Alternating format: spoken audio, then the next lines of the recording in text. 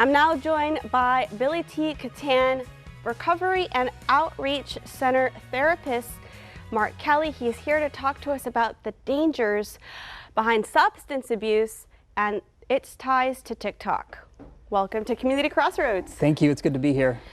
Well, it's wonderful to have y'all here in our area, servicing so many people in pain and need of support as they continue to fight the fight against substance abuse. Talk to us about TikTok. We're aware there are some dangerous trends out there, the Benadryl challenge, and we just want to learn about how parents and families can create strategies to protect themselves from these dangerous trends.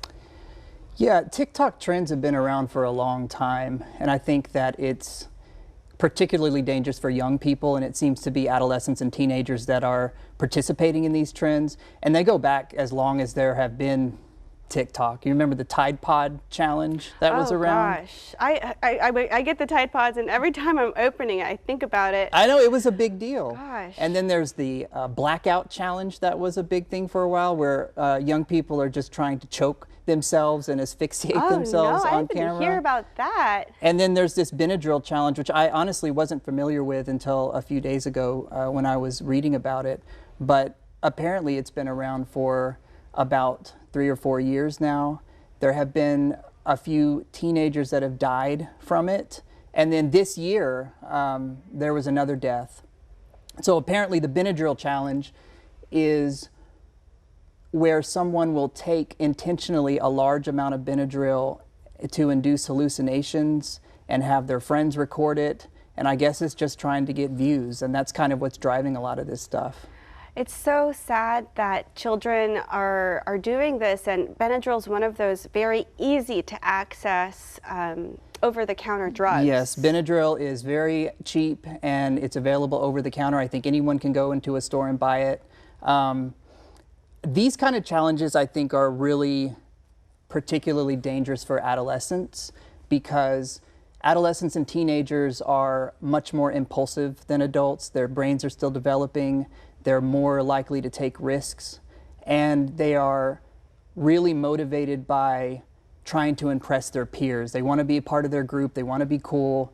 And so peer pressure, I think, is a major factor in this. Can this Benadryl challenge lead to addiction? I don't know. I think it probably depends on the person doing it. I don't think Benadryl in and of itself is addictive, but I think that young people that are exposed to taking drugs might be more likely to experiment with other drugs that are addictive in the future. And so I would say that a young person that does a Benadryl challenge would be someone that I would indicate at risk for future addiction. And what are you seeing as far as fentanyl? How is fentanyl being marketed toward teens on social media? Fentanyl is very, very dangerous. I have not seen fentanyl marketed towards teens on social media, but I know that teenagers are very at risk of fentanyl overdose, because a lot of fentanyl overdose is taken in the form of counterfeit prescription pills. And so teenagers, what I see in young people is like Xanax abuse, for example. If there is a young person who's addicted to Xanax and they can't get it from their normal, pharmaceutical pill bottle, then they might go and try to buy it from one of their friends or try to buy it from a drug dealer, and that is very likely to be laced with fentanyl. And what are some just quick strategies, or what are some strategies that parents can use to protect their children? I mean, do you get them off TikTok, or do you lock up the Benadryl? I think that parents need to be aware of what the current trends are on social media. I need to do a better job of it too. Like, I wasn't aware of the Benadryl challenge, and apparently this thing is a few years old now. And so I think we as parents just need to know what our kids are looking at. We need to create an environment where kids feel comfortable talking to us about what they're doing, so that it's not just in hiding. I think it's all about communication. Communication and staying informed. Absolutely, yes. Well, thank you so much, Mark, for joining us on Community Crossroads. We hope to have you on again soon. Thank you very much. It's good to be here. All right, well, coming up, don't go anywhere. We hear from Kingdom Church.